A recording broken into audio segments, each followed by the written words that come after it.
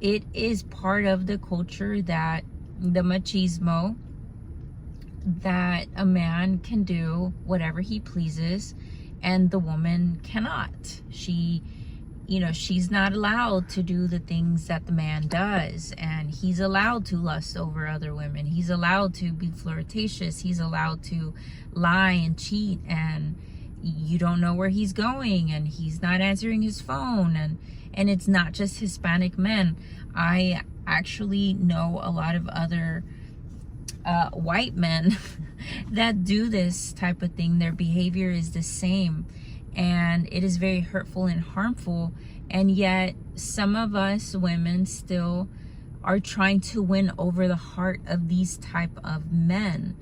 And we are, so logically, you know that that is not right. You know that you deserve better. And somewhere in your subconscious, you may have a belief that all men are this way, and that you are never going to find a good guy because there are no perfect guys out there. That is true. There's not a perfect guy out there, but there are respectful guys out there. That is the difference. You do not have to put up with disrespectful guys. And I go back to saying that it's the strongholds that we have in our mind. And not just that, but there's something deep in you that feels unlovable.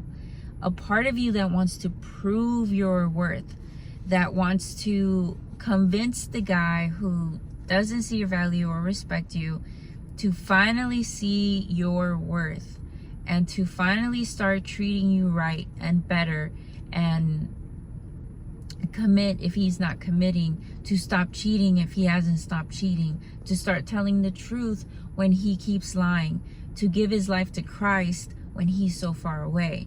But you have to understand that you do not have the power to change anyone. We have such a hard time changing ourselves. Imagine trying to change someone else. Impossible. The only being that can change us is Christ.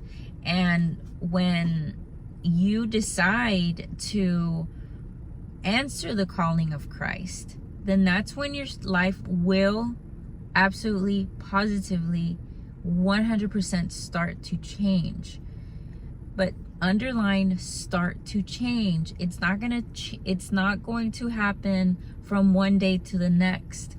Your patience will be tested, but I promise you, once you make it to the other side, you will gladly tread through that dark valley any time of day again, because you know that once you make it to the other side, life, you start to see life in different eyes, with a set of different eyes, and your heart will be renewed.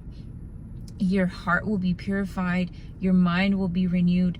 Sometimes you have to go through that dark valley knowing that Jesus is walking next to you, and you are being cleansed. You are being renewed.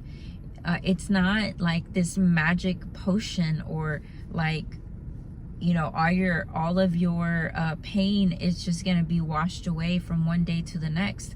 We won't appreciate it. We appreciate things when we have to work for them, when we have to go through pain.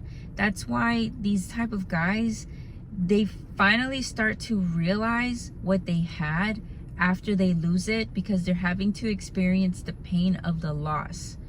They were not able to see what they had with you because it was too easy and there was no pain involved. But the moment that you walk away after you know who you are, and you have your identity in Christ now, you no longer have your identity in a relationship. You're never going to be happy. You're never going to feel whole and complete so long as you continue to seek validation and see your identity, your worth, and your value based on a relationship. It does not work that way. Life will continuously test you, and you will continuously be put back to square one, if that is your belief. That is not how we were made. That is not our psychology. God did not say your partner will never leave you nor forsake you. Trust your partner with all of your heart. Do not lean on your own understanding. Know that your partner is gonna save you. And no, scratch partner out of that and put God. God is your number one. He has to be your number one in your heart and in your mind and in your soul and every day in your thoughts, knowing that he is the one directing your steps. He's the one that's protecting you. He's your vindicator. He's the one that will have revenge. Like, you do not need to do anything but to be still and trust God. Know that God will fight all of your battles. All you have to do is be still. Rest in his joy.